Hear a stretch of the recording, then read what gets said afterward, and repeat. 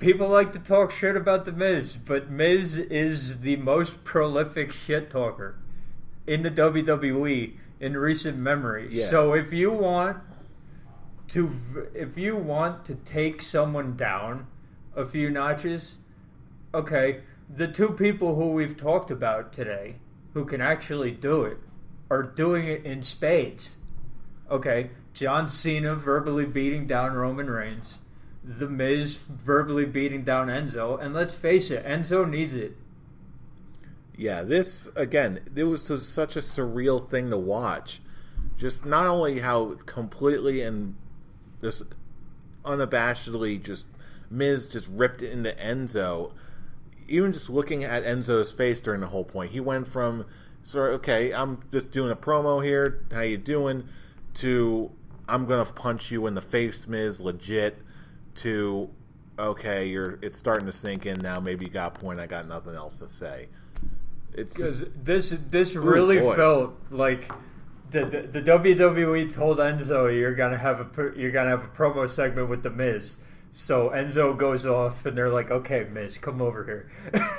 Okay, what we're gonna need you to do is go 100% in, harder than you've gone in on Dean Ambrose." Harder than you've gone in on Kurt Angle and Jason Jordan. Okay? You need to make sure that the point that we want to get across sinks into his head. And, yeah, I think mission accomplished. And how it's translated seamlessly into the match they had afterwards. Both these guys, again, Enzo might be a little bit on the greener side compared to The Miz, but then again, at this point, who isn't? But really, I love how the smack talk just kept on going and going and going, culminating in Enzo's things. The real question you gotta be asking is, who's your daddy? Like, oh, snap. And then there's the epic beatdown afterwards, the justified one. It's like, I think what I don't like about this segment and the match, it wasn't a great match. It just cultivates the big question: what is the, like, other than to verbally destroy Enzo? What was the point of this? Character progression for one of the most dynamic, loud, outspoken characters that WWE has right now. Because you brought up a real good point. We're talking about, obviously, the story going into Enzo versus Neville at the pay-per-view is obviously someone like Enzo, who's just like literally a smack talker Skywalker. He can't hang with Neville. Someone who's like literally the king of the cruiserweights right now. He can't hang with him physically. So cue up the 80s music and the 80s training montage, because that's what he's going to need right now. It needs to approach this from an angle of either he gets his ass into gear and then comes back, busts out some crazy moves against Neville and wins, or he loses to Neville. That's the ultimate wake-up call of, okay, I really need to put my money where my mouth is, literally, and start training, and then get the training rolling on taking Enzo up to the next level, and then he comes back and eventually wins a title, or feuds with The Miz, gets the Intercontinental title after he loses to Neville. I don't know. Just whatever that arc is, this is going to be the catalyst that really gets the Enzo Amore character, gets his butt in the gear, starts training again. We start taking him more as a serious in-ring singles competitor, not just some random-ass cheater. And this will be the first step in that direction of turning Enzo into a serious singles competitor. This, in my opinion, is one of the best ways they could have done to start kicking it off. All they got to do now is follow through. I would believe that if Vince McMahon didn't hate Enzo Amore so much. Well, then that's when Enzo the man comes into play. If he starts actually taking those shots seriously, and he starts cleaning up his act and starts gaining more favor with the key people in the office, including Vince, then maybe we could start seeing this storyline come to fruition on screen. But right now, the ball is in Enzo's court. We'll see what happens. Absolutely. Because right now, as usual, okay, and Enzo is... I'm not liking Enzo. I think he's annoying. I want to like Enzo. And that's the thing. Everyone wants to like Enzo. Most people already do. Well, the fans do, but even people in the back, they see the talent, they see the potential in Enzo. Everyone wants to love Enzo, but not everyone else does. So the key is going to be, how do we make everyone believers in Enzo? And really, at this point, only Enzo can do that.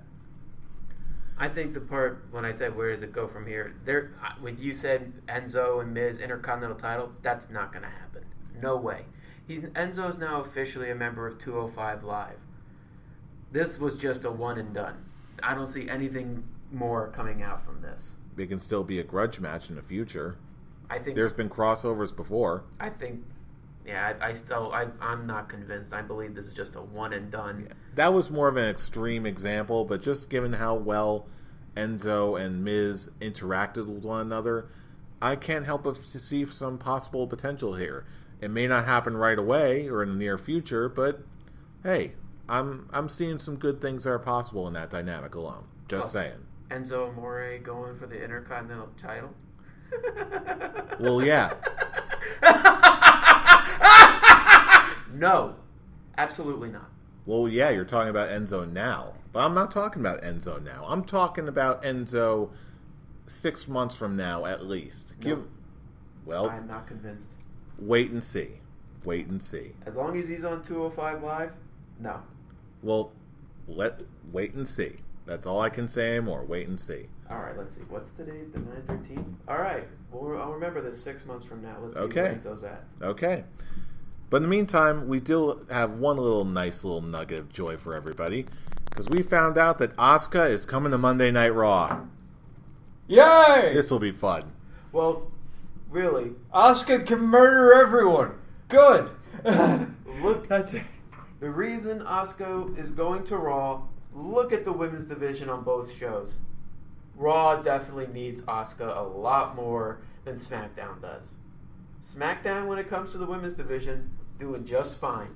Oh, yes. But when it comes to the women's division on Raw, oh, that is a sad boat to be a part of. And hopefully, because I haven't called her that by this yet, Asuka is that one life preserver that'll just bring the whole ship of the women's division back up and actually, put some life into it. Which do you think WWE is reaching for more? Asuka versus Alexa Bliss or Asuka versus Nia Jax for her first official title win? I guess this is a Scholar's Quick Talk. In my opinion, the better match would be Alexa Bliss, but I feel like it's more getting the moment of her first title win against someone bigger. Yeah, there's good ways to look at it on both ends. Yeah, the better match would be against Alexa Bliss. Yes. The better moment would be Nia Jax.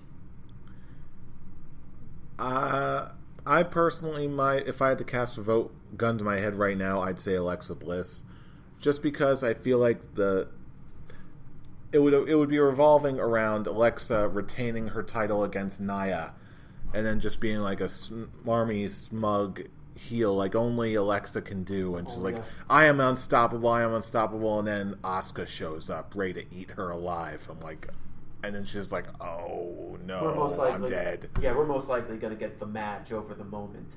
Yeah. Because the memes on the internet say, why not both? Well, really, I prefer the match over the moment. Well, and I swear to God, if they make this a triple threat match, no. It has to be. Her first title win has to be a one-on-one. Mm-hmm. So anyway, that's Monday Night Raw.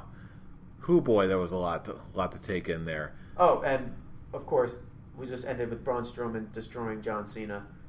Because why not? Send everyone home happy. Because why not? Because neither guy had to lose, or neither guy should lose, and they did it the best way possible, one ending in a DQ. Even though the question that even Corey Graves pointed out, The refs saw Braun Strowman throw the stairs at John Cena. Why wasn't that part the disqualification? Why did they have to bring the stairs into the power slam onto the stairs for that to be the disqualification? Because he's scared of Braun. Okay. That's my logic anyway. That's my own personal headcanon, let's say. That's all I got anyway. It's the equivalent of the great Khali eliminating himself in that over-the-top rope challenge. Yeah, because that's how that worked. That's what that moment was. Damn it, great cheese! The great cheese always manages to come back, even if we don't want it. Speaking of great cheese, that was Monday Night Raw, but we still have a lot more to talk about on this week's edition of SmackDown. Starting with the Jinder Mahal segment, which I thought was a little weak, but it's... Here's the thing. I understood what he was going for. I understand the whole thing of basically him turning the whole racism thing against the audience. It's like, oh, that's what I'm doing, the same as what you guys do to me. And I'm just, once again, it's back to the whole racism thing. It's like, great, now he's just nothing, he's going back to being nothing more than the racism champion. I understood what they were going for. I didn't think it succeeded very well. I'll keep this short. I'll keep this sweet. It sucked. I hated every moment of it. That's it. I do like that one line you said, though, where he looked like Pikachu having a seizure. Of course you would, Mr. Pokemon. Come on. I mean, that legitimately made me laugh. I don't care what you say. I don't facepalm. There was nothing. It made me laugh and facepalm. For me, there was nothing funny to this. It wasn't well thought out. This had Road Dogg written all over it, and his humor segments are never good. So this segment was the one time I'm just looking at Jinder Mahal and I'm just like, dear God, get the title off him. This was honestly one of his worst segments. Like I said, I saw the idea of what they were going for, but it fell flat on their face. It did not work. They didn't have the right guy to do it. You need to have the chops in order to do it. I'm sorry, just Jinder Mahal. And then there was one thing he said that I was just literally, I was like, what does that even mean? I wish I remember what it was. All I remember is I was watching SmackDown and he said it. I was like, wait, what? I even rewound it. I was like, what does that even mean? Damn it! I actually hate that I don't remember it. I was going to say I was genuinely curious just to hear what you were talking about. I guess I got to look it up on YouTube after the show, but because it's rare when Scholar Tarek just what the hell is going on? What are you doing? It was, and I guess I didn't. Yeah, the segment failed. No other way of putting it. Hey, it was a fail. This was actually the lowest point of SmackDown for me. Okay, and well, how about this for a high point? One thing I really just didn't see coming: the New Day defeating the Usos to become the new SmackDown Tag Champions. We love us some hot potato in a Sin City street fight. Yeah, I did not expect the titles to change hands at all here. This is the one thing of the whole, they were doing this. They did the same thing with Charlotte and Sasha. Like they were all both on equal levels, so they're just trading off matches. Yeah, the only the problem with Charlotte and Sasha is they kept it going on for too long. As long as this ends at Hell in a Cell. That's the thing. This match, this feud has to end. It's something that you and I talked about last week, Fool, about Hell in a Cells, with how personal rivalries can go, and the only way they can end is in the cell. Mm-hmm. This is another example of booking the Hell in a Cell pay-per-view right. First, it's with Kevin Owens, which we'll talk about later, to a big extreme. And also including, and then you add this. How long have the New Day and the Usos been going at it? About 3 months now. Maybe a little longer. It certainly feels longer. It feels longer, but I'm not tired of it. No, because I got tired of Sasha and Charlotte. I'm not tired of this. I'm loving every single second of this. Because every single match that they have, there's something new. there's